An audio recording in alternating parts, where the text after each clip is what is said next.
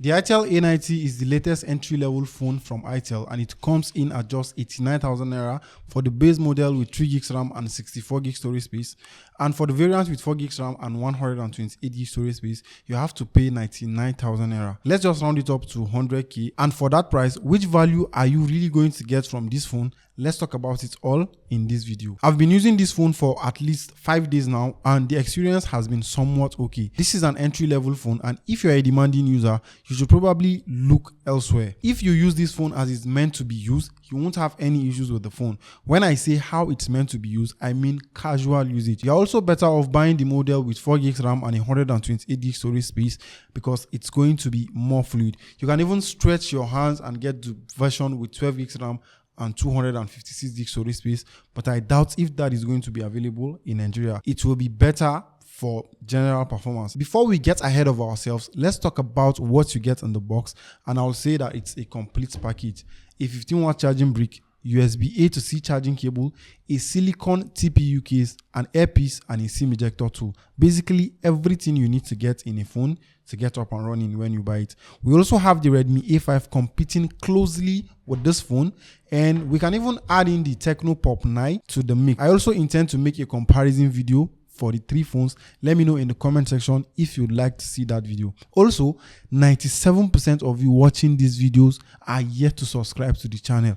Please subscribe. It lets us improve the quality of production and also get access to gadgets and phones that you want to see us review on this channel. The phone obviously has a plastic build with a matte finish, and we have two cameras at the back and a flashlight beside the cameras. The color I have here is black, and there is a blue, green, and even a titanium color options, and I feel that the other color options make more sense than this black one. It has rounded edges, and that makes the phone comfortable to hold in the hand. We also have an IP54 water resistance rating on this phone, and it protects the phone against drops of water and spills. It's not a completely waterproof phone, so don't go ahead and dip this phone in water. It's not completely waterproof. It's just to kind of protect it from accidental spills. The volume key is by the side, and just below it we have the unlock key. It also doubles as the fingerprint scanner, and when it works, it's quite fast at unlocking the phone, but there are times when you are going to miss placing your finger at the right place. The phone also supports dual 4G SIM cards with a dedicated slot for memory expansion. You also get a single down-firing speaker on the phone, and there's also a headphone port at the bottom of this phone. The design is minimal, and it's expected for a phone that costs below 100,000 naira. The display is 6.6 inch, it's IPS LCD with 90Hz refresh rate and 720p resolution.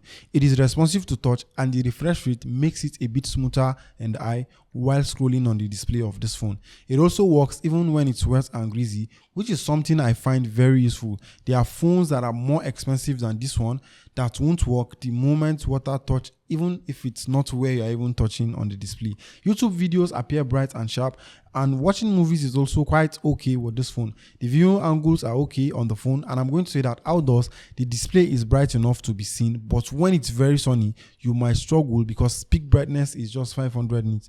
There is also the always on display feature, which is something I didn't expect on a phone that costs this much. It has a water drop notch, and I wish it was different. The water drop notches are so not okay to be used in 2025. The bezels are also quite noticeable, especially the chin at the bottom of the phone, and it's something we should expect for a phone less than 100k. For the price, I can't really complain about the display because it's functional and it delivers. We can't really request for anything extra on these types of phone. The Itel A90 is powered by the Unisoc T7100, and I know we all complain about not liking Unisoc processors, but that's why this phone is under 100k. Performance isn't nothing crazy, the basics, and it's great at handling that.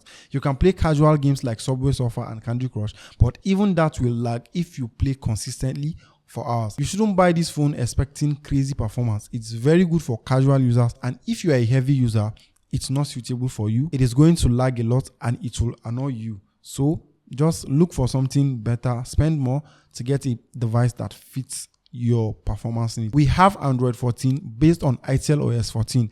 I love how they didn't go with the Go edition of Android on this phone, even though it's the common thing that phones around this price come with.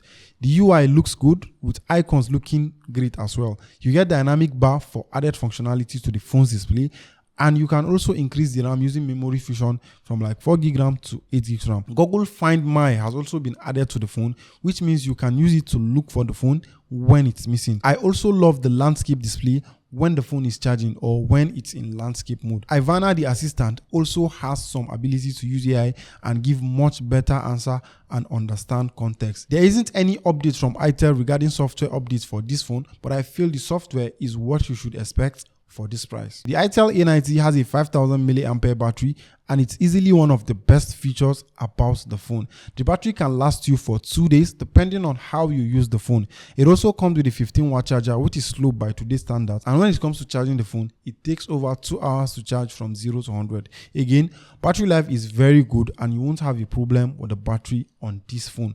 The only problem, like I said, is the charging speed. It's quite slow for 2025, but again, you have to compliment Itel for also adding a charger in the box of this phone. The main camera here is 13 megapixel and we have a secondary auxiliary lens at the back of the phone. For selfies, we have a 5 megapixel lens, and the Itel A90 is not a camera centric device.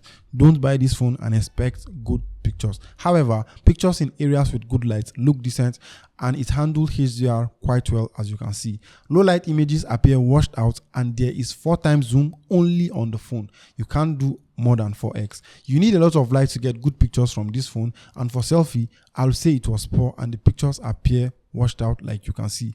You can only shoot 1080p videos with the front and back cameras, and don't buy this phone expecting good camera performance. It's only there to let you know that, yeah, maybe you can use the camera to just get some shots that you might want to reference to later. Finally, for the price, the Itel A90, I'll say that it's a good phone. It's built to run the basics, nothing extra. If you intend to buy the phone, just have it at the back of your mind that if you push it too much, it's going to lag. That's it for this video. Ask any questions on the comments in case you have one, and I'll be happy to answer you. And I'll even be happier to see you in my next video.